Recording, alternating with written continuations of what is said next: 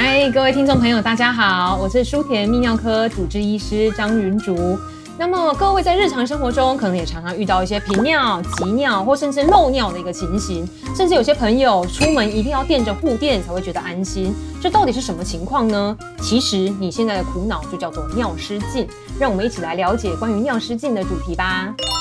临床上常见的尿失禁类型有3种：应力性尿失禁、急迫性尿失禁以及满溢性尿失禁。3种的最大区别在于生理的机转以及临床症状都有所不同。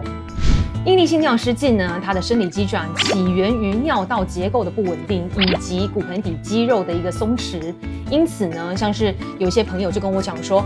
他去聚餐，然后讲到一个很好笑的笑话，真的想要跟着一起哈哈大笑，没想到就不小心漏出尿来了，他觉得非常的尴尬。那所以呢，在这个肚子的压力快速上升，也就像咳嗽、打喷嚏、大笑的时候伴随出来的尿失禁，我们就称为应力性尿失禁。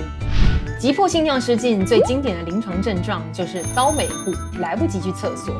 由于膀胱神经的活性实在是过强了，因此当这类的患者呢，一旦产生了尿意，就会伴随着强烈的急迫感，一定要立刻去厕所，否则这些患者可能真的会漏出尿来。而满溢性尿失禁的患者呢，则是因为膀胱神经钝化了，就是我们俗称的膀胱无力膀胱无力。那这群患者呢，他们的膀胱明明已经装得满满的了，却一直没有把该去排尿的讯号传递给脑部，因此呢，真的装到实在过满了，才会像装满水的水杯一样，一晃就漏出尿来。您是属于哪一种尿失禁的类型？实在是需要泌尿科医师来详细的问诊以及检查，才能够鉴别诊断。同时呢，我们也需要帮您厘清是否合并有其他泌尿系统疾病的问题，比如急性或慢性的发炎、尿路结石、攝護腺肥大或是尿路上皮癌症等等，都可能出现尿失禁的临床症状。这也是身体发出的一个讯号，积极的为自己的健康找答案吧。